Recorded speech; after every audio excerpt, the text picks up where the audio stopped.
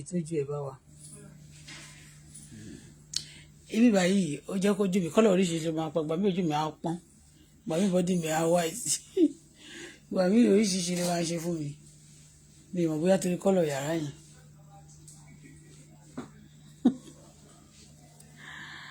Attention o Sanwó Èkó gọ́dọ̀ Sanwó Èkó Sanwó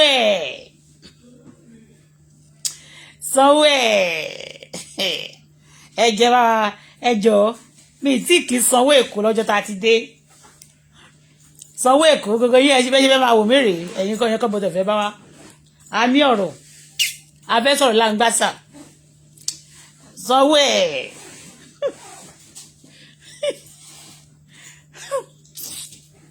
Sanwó ìṣe Sanwó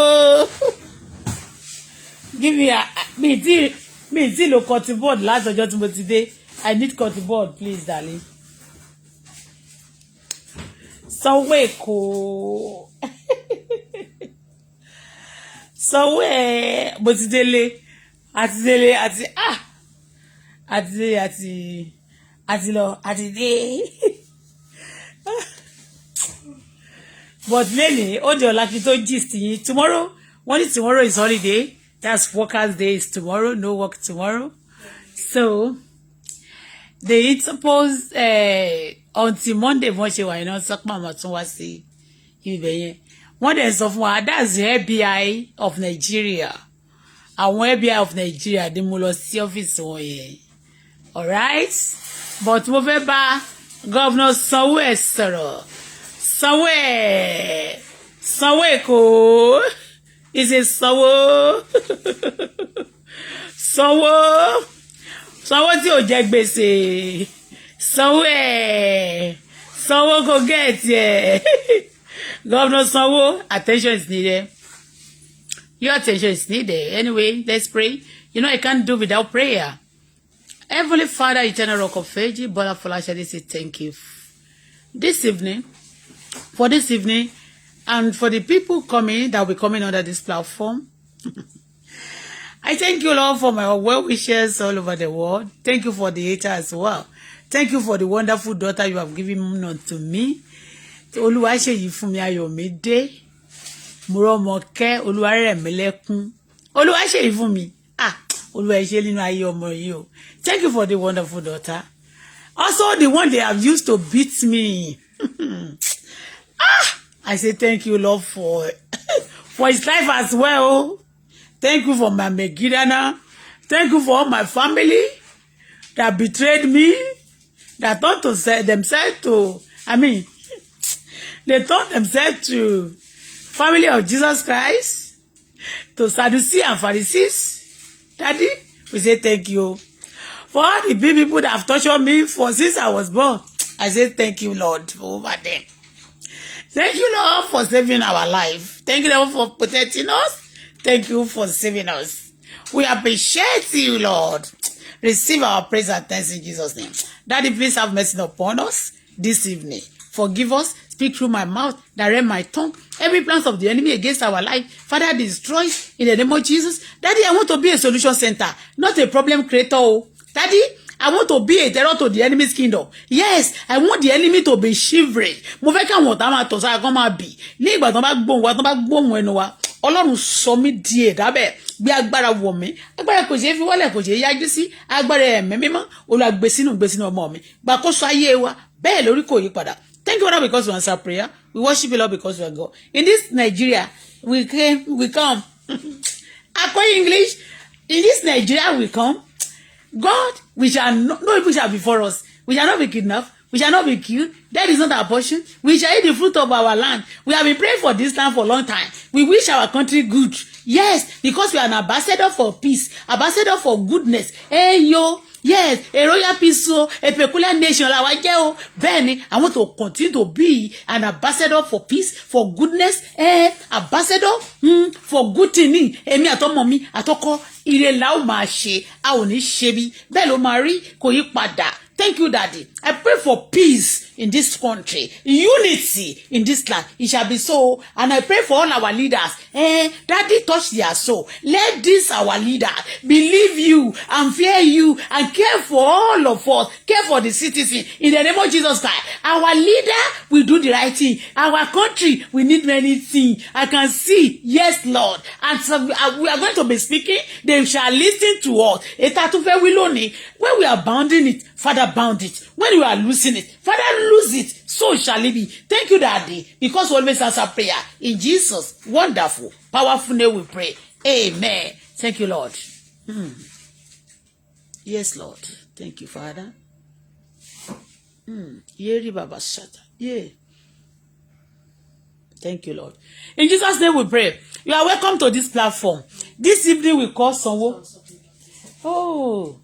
And you said this bag that we have the same. It's your own now. Maybe the two is for you. No, it looks like we have most color. Okay, you have different color of it. Okay. God bless you. Wow, good evening. Wow, good evening. God bless you. Wale Joseph. God bless you. God bless you. I'm calling Sanwoolu. You know, since I think 2 days ago, Langbasa. I traveled to Langbasa.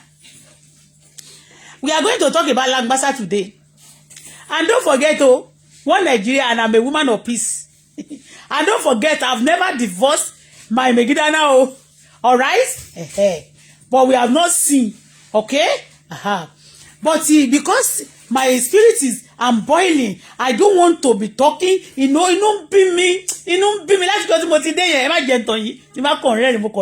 I was angry. I'm busy angry. You understand? But now, that's why I'm not talking. I went to Langbasa. And they said the place is a Lekki. Lekki, what type of Lekki is that, Langbasa? There's a problem. A lot of people there, the person, the cab, who took me to that area, was telling me that people who are living there, anybody, don't let me say particular specific people. We have a lot of people there. Please don't bully me this night.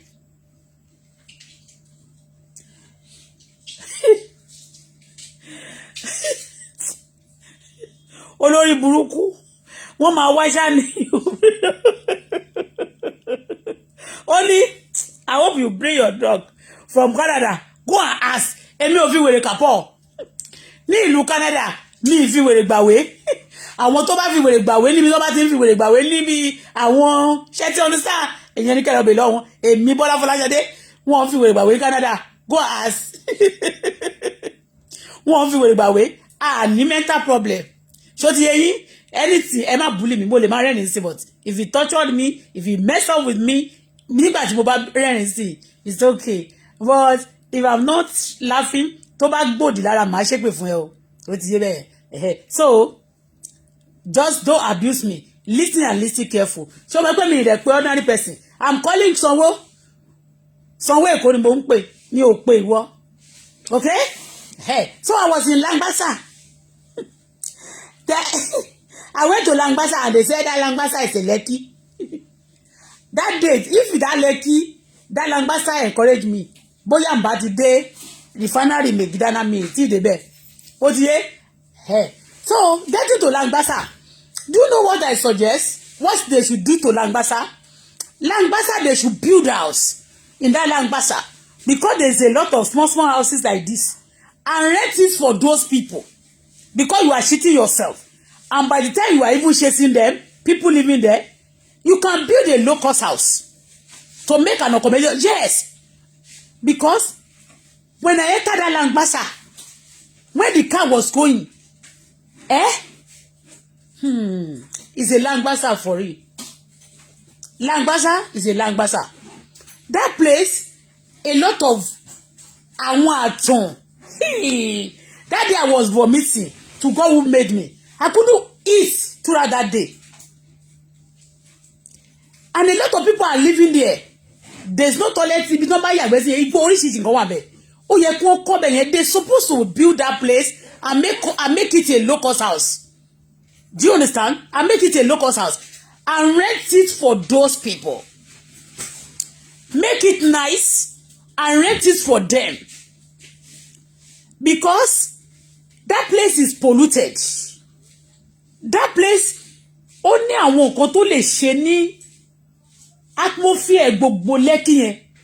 Ìgbà tí ibẹ̀ yẹn bí méjì kan tí mo wọ̀ tán ní area bẹ̀ yẹn Langbasa. They are telling me that Langbasa too is a Lekki. Mo wá sọ pé Lekki. That Lekki is not Lekki. Ibi Langbasa yẹn. Governor Sanwoolu, I may be joking, but I suggest, it's a suggestion that they should build a low-cost house. Àwọ̀ inú ibẹ̀ yẹn. There is nothing tó máa ṣe síbẹ̀ yẹn tí àwọn èèyàn ní tí wọ́n máa mọ̀. Kò sí nǹkan tí wọ́n lè ṣe níbi ibẹ̀ yẹn. Tẹ́ bá wọ ibẹ̀ yẹn lọ báyìí, igbó tún wà ńbẹ̀, ìrà wà ńbẹ̀, omi wà ńbẹ̀. Kò sí nǹkan tí àwọn èèyàn ò lè ṣe ńbẹ̀ yẹn. Ibẹ̀ yẹn dẹ̀ dọ̀tí. Ibẹ̀ yẹn rùn. Ẹ kọ́ ilé yẹn. Kẹ́ ẹ kọ́ ní low cost house. Kí toilet lè wà because gbogbo àwọn tó ń gbé bẹ̀ yẹn wọn ò ní toilet o. They have no toilet. Toilet ẹyọ kan báyìí náà gbé bẹ̀ wọ́n máa tò báyìí rẹpẹtẹ. Mi ò mọ nǹkan tí ń jọ yẹn báyìí. Nǹkan tí mo wá lọ sọ́nà bẹ́ẹ̀ mo sọ pé mo cancel ẹ̀. Whatever may be. Wo tán bá kówó síwájú lọ́hùn yẹn tán bá ní kí lọ kó mi ní lọ kó ní Langbasa yẹn. Mo ṣe báyìí mo cancel. Langbasa is a terrible place. Mo dẹ̀ wá rí àwọn ibì kan náà ní Langbasa yẹn. Àwọn ilé ńlá kan wà ńbẹ̀.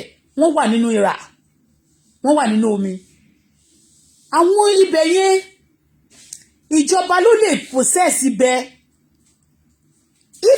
If government should possess the place and build a house there and selling it, even táwọn individual bá ń ra ilé síbẹ̀ tó ń ra ilẹ̀ síbẹ̀ yẹn, ibẹ̀ ò lè wà okay.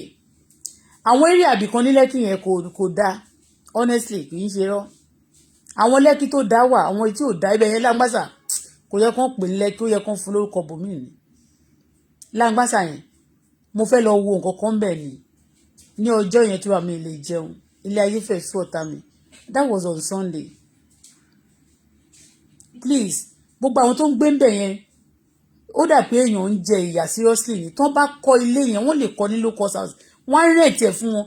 Bí wọ́n kọ́ ní a room and a parlour téèyàn kan bá ti ẹ̀ gba room tí wọ́n bá kóra wọn síbẹ̀ bí sandin ó sì dáa ju bí ó ṣe wà yẹn lọ. A life ayé àwọn ẹ̀mí á máa sọnù. Àwọn tó wà ń bẹ̀ náà kò in fact ó disfigure Èkó. Èmi á máa fẹ́ ṣe àwọn àmẹ̀bọ díẹ̀díẹ̀ yìí tí bá rí àwọn ibìkan but ọkàn mi ò tí ì balẹ̀. Náà lọ́jọ́ yìí ó yẹ kí n take picture ni tí bá tètè sórí picture fóònù yẹn lè máa irritate mi á máa dàbí pé bóyá mo ń rí kinní yẹn ni mi ò lè record it. We close our eyes. My daughter too close her eyes. Tí mọ́tò yẹn bá wọnú pọ́tò tó bá ṣe báyìí tí bá ṣe báyìí á dàbí pé mo fẹ́ bì í. Ẹ jọ̀ọ́ ẹ torí Ọlọ́run àwọn ibìkan tó bá ń pollute yẹn ẹ jẹ́ kí a mọ̀ pé a lot of people in Nigeria especially Lagos they need accommodation and everybody too want to be this area too and some of them gan pàápàá ṣe ń rí báyìí wọ́n ti wà nígboro for long. Ṣó ti yé bẹ́ẹ̀ ẹjọ́ sà Governor Sanwoolu sọ wípé torí tán bá wó ibì kan náà àwọn tó ń gbé bẹ́ẹ̀ wọ́n máa wà homeless torí ẹlòmíì gan tó ń gbébi tí ò dáa kò ní ìwú láti gbébi tí ò dáa o. I am telling you a lot of people tó ń gbébi tí ò dáa wọn ò ní like láti gbébi tí ò dáa o. Langbasa need attention serious one. Ó disfigure ibẹ̀ yẹn dọ̀tí ibẹ̀ yẹn rọ̀ kì í ṣe títí yẹn o lọ sínú báyìí ní ìmẹ́ni tó fún mi ní in fact mo rò pé ṣe làwọn èèyàn mọ̀ direct mi lọ́bẹ̀ fóònù kọ̀ọ̀kan tí mo wá náà dé náà direct mi mo wá kọ́kọ́ wípé Langbasa ni mo ní mò ń lọ kí ló dé tán gbé mi gbàbẹ̀ yẹn Langbasa wọn ní Langbasa níbi tí ibẹ̀ yẹn o omi lọ́tún omi lósì wọ́n dẹ̀ ní mi ò tí ì rí nǹkan kan o débi tá à ń lọ níjọ́ yẹn o a padà ní o wàláì tàláì wọ́n níbi tá à ń lọ sì kú bíi 18 minutes tá a máa fi débẹ̀ a ti rin bíi nínú portals yẹn ṣe àárín a fi bíi hours wọnú gbogbo portals yẹn ìgbà tó wá yá 18 minutes wọ́n sọ pé ó kù débi tá à ń lọ mo ní kán tàn padà mi ò lọ mọ́ mo yá fi anything tó máa fẹ́ fún mi bẹ́ẹ̀ mo fún wọn mo fọ̀gó ẹ̀ kò ṣe títí tí yẹn mo sọ o down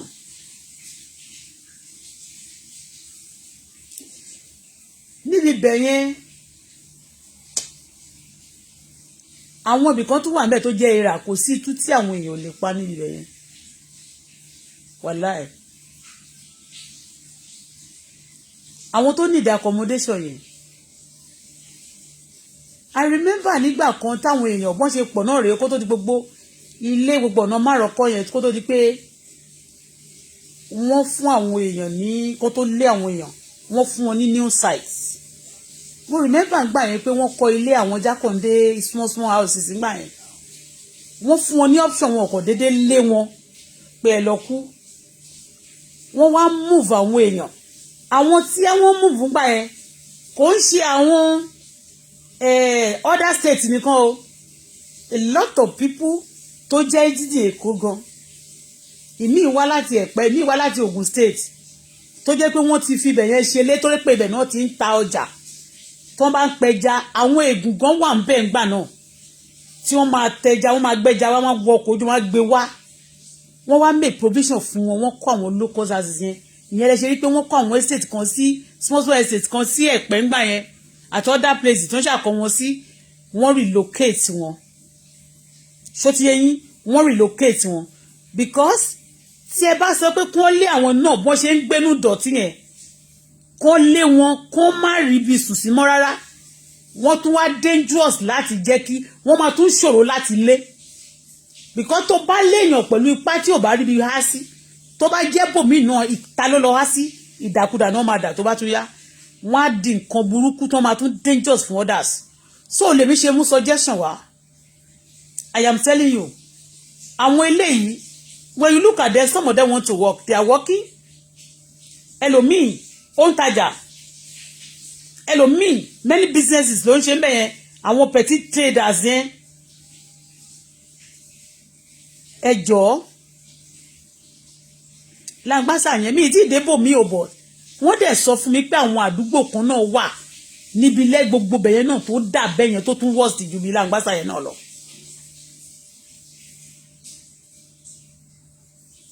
Maybe the government should relocate them and give them, you know, ilé yẹn tó bá make àwọn small àwọn àdúgbò ṣẹ́rí ilẹ̀ wà ní Èkó ilẹ̀ dẹ̀ wà ní Nàìjíríà dáadáa tó bá make provision tó kọ́ àwọn ilé kan ilé yẹn bí ò tiẹ̀ ń ṣe pó tóbi torí àwọn gan wọ́n fi nylon àwọn igi kéékèèké wọ́n fi bobẹ̀ yẹn láti lè máa sùn sí tó bá rí ilé tó kéré gan people don't mind láti wà ṣe ti understand wọ́n dẹ̀ make sure pé toilet wà gbogbo bẹ̀ yẹn nylon wọ́n ẹlòmíì ìgbẹ́ gbogbo bẹ̀ yẹn ìgbẹ́ ni ìdọ̀tí yẹn ó ti dọ̀tí jù ẹ jọ̀ọ́ mo dé àwọn ibì kan náà ní ẹ̀ẹ̀mejì péré ni mo sì jáde níjọ́ tí mo dé yìí o ibi méjì ló ti disturb mi bẹ́ẹ̀ yẹn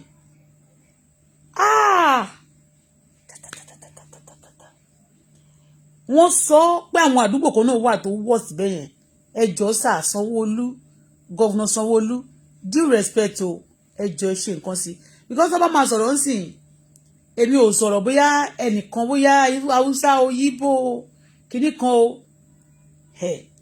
àwọn àdúgbò ṣẹ́tìrí ibẹ̀ yẹn ó ṣáà nídìí nǹkan kan láti ṣe àwọn tó dẹ̀ wà ń bẹ̀ náà dẹ̀ nídìí ìrànlọ́wọ́ náà ni I am telling you ẹ jọ̀ọ́ sà ìyẹn ni nǹkan tí mo ní kọ́kọ́ ṣe kí n kọ́kọ́ sọ fún yín and again ẹ má gbàgbé pé mo wà ní Nàìjíríà o gọ́vnà Sanwó-Olú mo wà ń bí kì í ṣe pé mo wà ní Nàìjíríà mo wà lẹ́kọ̀ọ́ yín ṣó ti yín sà mo ní kí n kí yín ni sà ẹ ṣé o. sanwó ẹ̀.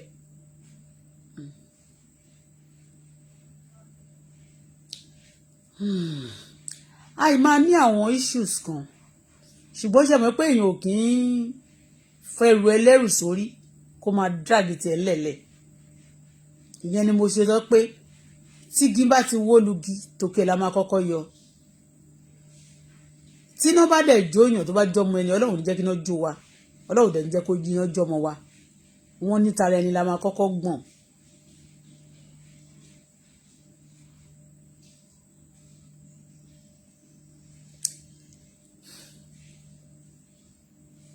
Ẹ̀yin kan máa ń wá mi níjà bọ̀ tí mi ní máa dá yín lò ṣe ti gbọ́, mi ní máa dá yín lò. Ẹnìkan sọ mi báyìí sí, make sure you bring your drug o. I hope you bring your drug from Canada. Insult is not allowed on this page. Alright? Mo delete comment ẹ. If you further insult me, and then I will delete you and I will block your ass.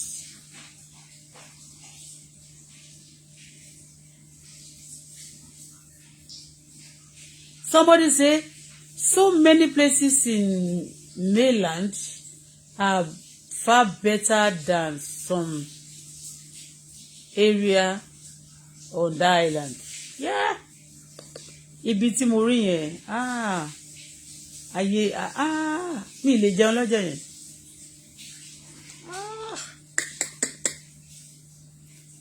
Àwọn èèyàn, mo dẹ̀ tún rí ọjọ́ yẹn wá jọjọ Sunday, wọ́n ń bọ̀ láti ṣọ́ọ̀ṣì báyìí lómi tún ya gèlè sórí.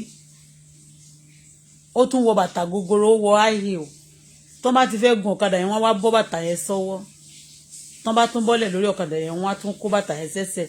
Wọ́n máa ṣe báyìí. Ẹ strong o. Eku Nàìjíríà strong, èèyàn Nàìjíríà strong. Kẹ́ ẹ tó gbọ́ pé èèyàn kan. Abájọ táwọn èèyàn bá ń jẹun nírú sọ̀rọ̀ adìyẹn wọ́n máa ní kidney problem. Táwọn èèyàn bá ń kọjá tápájọ kidney problem pọ̀ gan ní Nàìjíríà. Àwọn àgbọ̀ eléyìí ní kidney problem, eléyìí ní kidney kan problem, eléyìí ní kidney kan problem. Èèyàn ò gbúdọ̀ máa jẹun ní àwọn sọ̀rọ̀ àdìkọ̀ àti kó máa lọ bẹ́yẹn. Oríṣiríṣi ló máa ṣẹlẹ̀ o. I am telling you. Ìdọ̀tí ò dá o. Bẹ́ẹ̀ ni mo sọ fún yín. Lára àwọn nǹkan kan,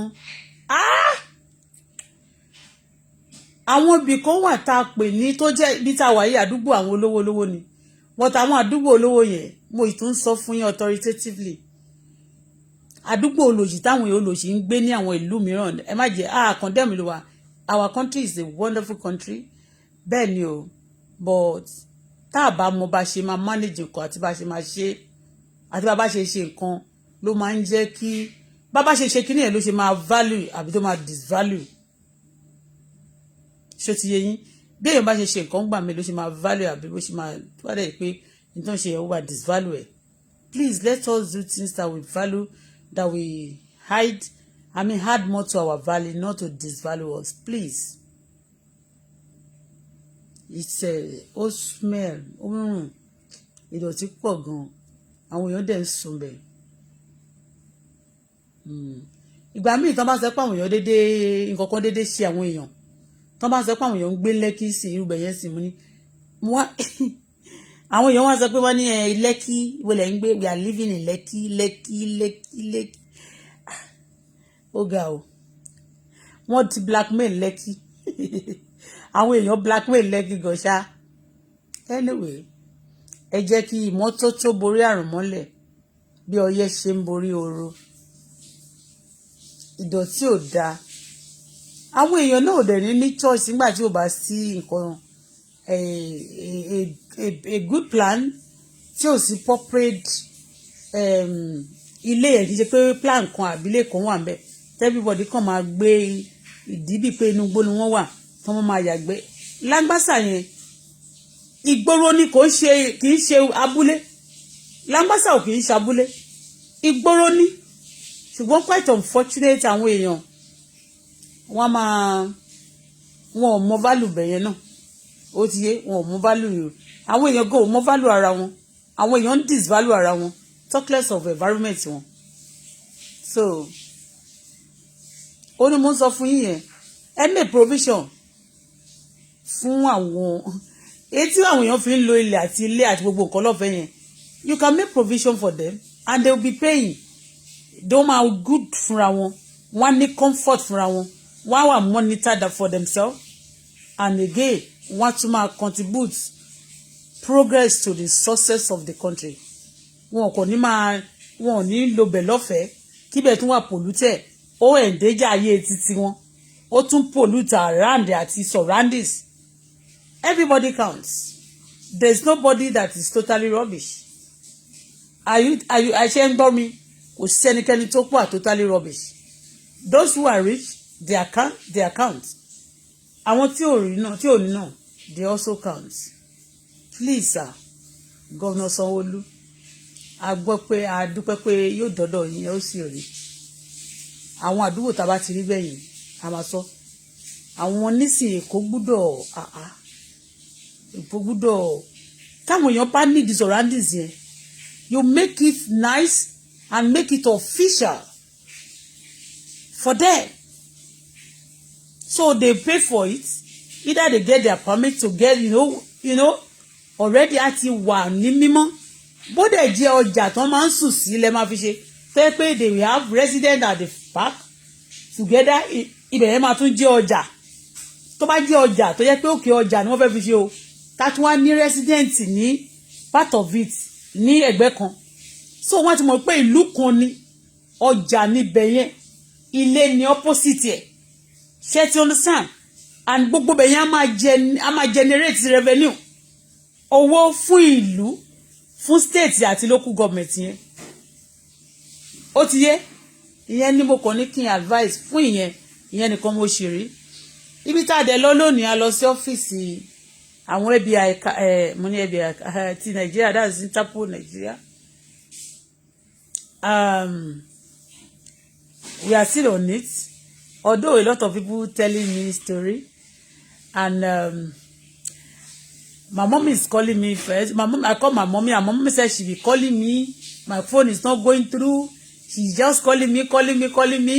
You know, you know, they're calling me. Mommy is calling me. A lot of people want me to cool down, but when things, about the time of maybe threat to life, baby. So just pé àwọn èèyàn máa fẹ́ play some dirty game around you, and they believe that they can do things and go scot free, and tó máa tún sọ pé gbogbo nǹkan tí Auto-Bola ń sọ àti tó ń ṣe yẹn irọ́ ni, he just hate people, she's a bitter soul, she kirikan, she's badass kodo. Ó wá ń wù mí láti kàn sọ fáwọn èèyàn pé mi ò ń ṣe bitter soul, I just want to prove some things to people, but àwọn èèyàn ń bẹ̀ mí, wọ́n dẹ̀ ṣì ń bẹ̀ mí, àwọn èèyàn dẹ̀ ṣì ń sọ̀rọ̀, but we tell you bó bá ṣe ń lọ ṣó ti yé mẹ́yẹn, because ọmọ Nàìjíríà ni mí, mi ìgbúdọ̀ má free ní Nàìjíríà tá a ti bí mi, káwọn èèyàn máa wílé mi bíi pé bóyá criminal ni mí, kí àwọn criminal máa sọra wọn di complainer sí wa lọ́rùn, káwọn èèyàn máa lérí kípamọ́ ẹ, kán máa lérí nǹkan oríṣiríṣi mọ́ ẹ, kán máa sọ fún ẹ pé wọ́n á wá ṣe báyìí fún ẹ, kán dẹ̀ máa halẹ̀ bíi pé bóyá àwọn ló dá orílẹ̀-èdè Nàìjíríà sílẹ̀. No, kò sẹ́ni tí a ń pè ní ẹnìkan, kò ń ṣe ẹnìkan ló ń jẹ́ àwádé, èrò púpọ̀ ló ń jẹ́ àwádé, and Nigeria is a country, is not for one person. Àwọn èèyàn púpọ̀ ló ní orílẹ̀-èdè Nàìjíríà, àwọn tó dẹ̀ ń lo Nàìjíríà lọ́wọ́lọ́wọ́ báyìí àti àgbàlagbà tọmọdé, àwọn kan ti lò ó tó jẹ́ pé bẹ́ẹ̀ ni tó ti lò ó ṣíwájú àwọn ìran eléyìí tó lùwádẹ nílẹ̀ àti ẹ̀kún ẹ̀. Wọ́n dẹ̀ tún máa ń sọ bí Yorùbá ṣe máa ń sọ pé ilé bàbá ọmọ kò gbúdọ̀ máa bọmọ lẹ́rù. Nígbà tí ilé tí ò tẹ̀ ń ṣe ilé bàbá rẹ̀ bá ń ba tí ò bá ẹ lẹ́rù tó lọ lóyìnbó tí wàá máa rìn wàá máa yan. Wáì tó jẹ́ pé wàá wá sí ìlú bàbá àwọn èèyàn kan á wá kàn sọ́ra wọn di pákéjì apààyàn sígboro. Wọ́n dẹ̀ máa sọ pé wọ́n máa tàkà sí wọn ní ayé ẹ̀ bá ṣe kiri kan lórí owó ẹ̀. Ìyẹn ni bó ṣe jẹ́. A máa wo bó ṣe jẹ́. Èmi, I'm a woman of peace. But at the same time, I don't want people to take me for granted. And enough is enough of ìyà tí àwọn èèyàn ti fi jẹ mí. Ẹnìkan ò ní ní ẹ fẹ́, kò ní ní ẹ ṣe nǹkan kan. Wọn ò ní jẹ́ kó ṣòwò, wọn ò ní jẹ́ oṣù òjè. Tó bá lówó máa gbà, wọ́n máa purọ́ fún ẹ, wọ́n máa sanwó fáwọn èèyàn lórí social media láti máa go after ẹ, láti máa go after ẹnìyẹn. Ìwọ tó bá ń go after mi tó gba iṣẹ́ tó kàn rí pé o kàn mọṣẹ́ kan gbà. Ṣọ́ ara ẹ o. Mo sọ fún yín mi ò fi boast, mi ò ṣe coward. I am not a coward. Ìlú Canada, I mean ìlú Nigeria tí mo wà, mo wish wọn well. I'm a good person. Mo máa ń ṣàánú àwọn èèyàn tó bá wà lọ́wọ́ mi. Àánú àwọn èèyàn máa ń ṣe mí bó tiẹ̀ jẹ́ pé tèmi ṣe Ọlọ́run. Tí mo dẹ̀ fẹ́ kí orílẹ̀-èdè mi kó dára, gbogbo nǹkan tí mo ti ń ṣe lọ́jọ́ tí mo ti wà lórí social media, kí orílẹ̀-èdè mi má bàjẹ́ ni mo máa ń fẹ́ ṣe. Ni mo dẹ̀ ń sọ. Kódà tí bá support èèyàn, kálàáfíà lè wà ní, kí ìjà má sí. Torí ilé tí ò bá ti tòrò, tíjà bá wà, àwọn innocent people bẹ̀ ló máa jẹ ìyà bẹ̀. The great people, the rich people, wọ́n lè cry o ní àwọn ibì kan, ṣùgbọ́n kì í ṣe níbi tí olòṣì bá ti ń sunkún lólówó máa ti ké. Wọ́n máa ń sọ pé táfà bá máa jóná kò ní ṣojú ọmọlékéwú. Àwọn nǹkan kan míì wà tó bá orílẹ̀-èdè tó jẹ́ pé àwọn mẹ̀kúnnù nìkan ló máa affect. Àwọn nǹkan kan míì dẹ̀ wà tó bá orílẹ̀-èdè tó jẹ́ pé few of àwọn alágbára ló máa affect. So tí ìyà bá dẹ̀ fẹ́ jẹyàn ní ìlú, kò ń ṣe gbogbo àwọn èèyàn tó bá lówó púpọ̀ àtọlọ́rọ̀ púpọ̀ ló máa ń jẹyà. So èyí tí máa ń ṣe ní gbogbo gbà kí ìlú mi lè tòrò. Ẹ má gbàgbé o, I say no to killing. Nobody must keep pamọ́ mi. For me that I want peace for this country, that I say no to killing and bullshit, and some people will be telling you, I'm a shaking fún ẹ, I'm a shaking fún ẹ, that I'm doing good thing. Káwọn kan ṣe burúkú, kọ́ dẹ̀ máa ṣe páyé máa gba àwọn tó bá ṣe burúkú jẹ ní tó bá ṣe rere lọ. Ìyẹn la ṣe wá. I am telling you. And mo dẹ̀ fẹ́ ṣe pé each time I want to come to Nigeria, apart from me pé a fẹ́ wá o bóyá ká gba security for títí ìlú máa fi wà okay, ká sọ pé okay a fẹ́ káwọn èèyàn ká gba security kó máa tẹ̀lé wa, but kì í ṣe káwọn èèyàn máa sọ pé you must not come to Nigeria and something must happen to you when you come. No, threatening to life is a day, is a taboo. Àwọn tó bá ti ń threaten èèyàn náà lọ́dọ̀ tèmi wọn yàtọ̀ sí terrorist èmi ṣe ń pè wọ́n. So anybody má terrorize me, kó bá dé terrorize ọmọ mi. Let me have my freedom and let my daughter have her freedom. And those of you who have offended me, when you in the motivation pé tábàjọ lọ tẹ bá lè tó bá tender apology and for troubling me for long time, compensation too. That's it. So that àwọn òyìnbó náà lè mọ̀ pé mi ò parọ́ mọ́ anybody. Because Nigeria now they say she's jealous. She just want to bring those people down. Kò kí ń rọ́lọ́go. Ó fẹ́ bring wọn down ni. Nigeria mo wà báyìí o láti prove àwọn èèyàn pé mi ò gbógun anybody. Oore ni mo ṣe. Nípa niceness mi làwọn èèyàn take me for granted lé lórí. Ìyẹn bó ṣe jẹ́ mi ti fẹ́ sọ̀rọ̀ púpọ̀. Mi ti fẹ́ sọ̀rọ̀ púpọ̀.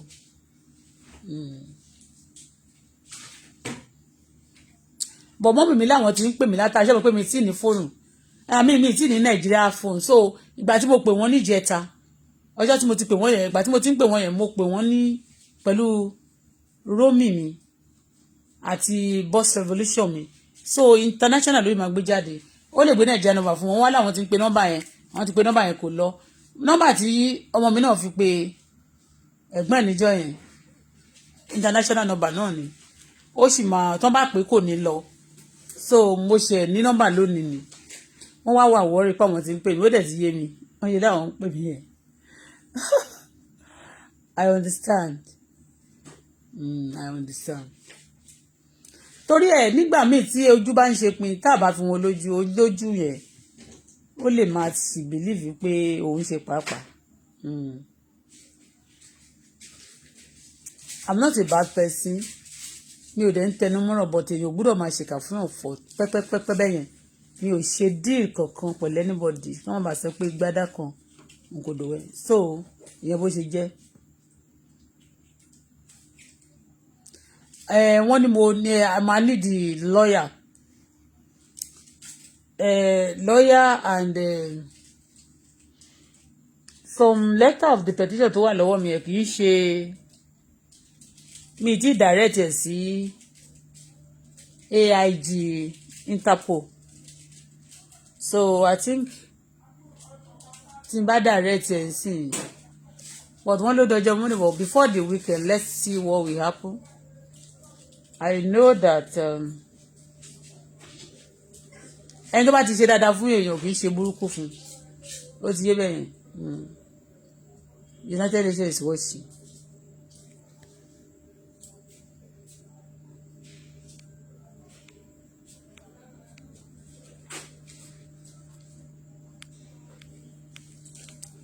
so wọ́n ní ọ̀la kò síṣẹ́ holiday wà lọ́la so we see what we going to see what will happen ó tiẹ̀ ní kéèsì kan mi ò bọ̀ tí nítorí lẹ́ẹ̀kan yìí ó yẹ kí n máa gbọ́ nǹkan tí àwọn kéèsì kan woman kan àti àwọn haúsá kan wọ́n wá sí ibẹ̀ yẹn lẹ́ẹ̀kan I didn't listen very well because of our own.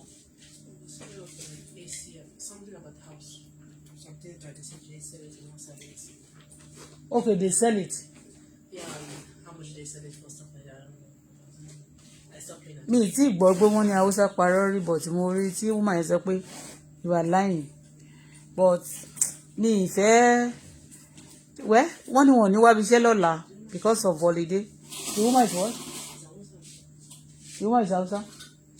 No. The woman is like a Yibo or Bende. Those guys are Hausas. Ẹnìkan ọ̀gá kan sọ̀rọ̀ fún mi lẹ́ẹ̀kan ó pa mí lẹ́rìn gan ó ní bí those àbókí so ìgbà tí àwa sọ̀rọ̀ mi àtọ̀gá ọlọ́pàá kan ṣá mo wá sọ ẹ má bínú ẹ̀yin èèyàn mi mo ní Yorùbá ni mi but mo máa ń like àwọn Haúsá ju nǹkan tí Yorùbá ti ṣe fún mi ṣó ti ṣe bẹ́ẹ̀ ẹni ẹ wá ní bí mo ṣe rí òun yìí sí pé so mo prefer àwọn àbókí tó ta sí àyè ju òun lọ́wọ́ ní ìdí Yorùbá ti ṣe fún mi tó ti fojú mi rí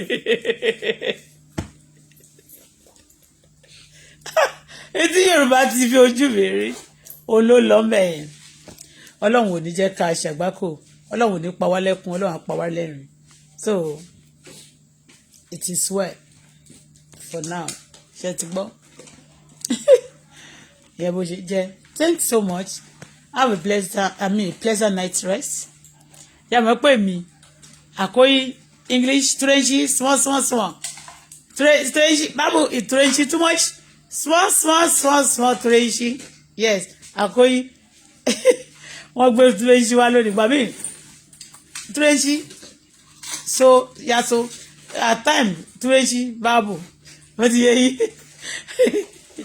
so because I was very angry upset that time mba gbé kwesi aboki mba listen sí story yẹn okay but I will see to it I will see má ṣì mọ̀ tó bá ṣe máa lọ tó ṣe máa jẹ́ ẹ ṣé gan ni ẹ kú ìtọ́jú wa gbogbo ẹ̀yin olólùfẹ́ wa God bless you love you enjoy your holiday ètà wí lónìí ẹlẹ́dàá májòjì àsọmọ orí mi gbọ́ ò ní gbàbọ̀dé tọmọ mi ò ní gbàbọ̀dé tọkọ mi ò ní gbàbọ̀dé tàwọn olólùfẹ́ mi ò ní gbàbọ̀dé a ò ní ṣìṣe a ò ní ṣẹsẹ̀ gbé a ò ní ṣìrìn a ò ní tójú ohun dójú ikú ìpinnu ọ̀tá ò ní ṣe lórí ayé wa gbogbo ohun tí ọ̀tá ti gbà lọ ẹlẹ́dàá ṣẹ̀dá yóò dá padà ẹlẹ́dàá tó dá ìkó lọ sí òní padà yóò dá padà ohun tá a pàdánù ní orílẹ̀-èdè wa tí ń ṣe ìfẹ́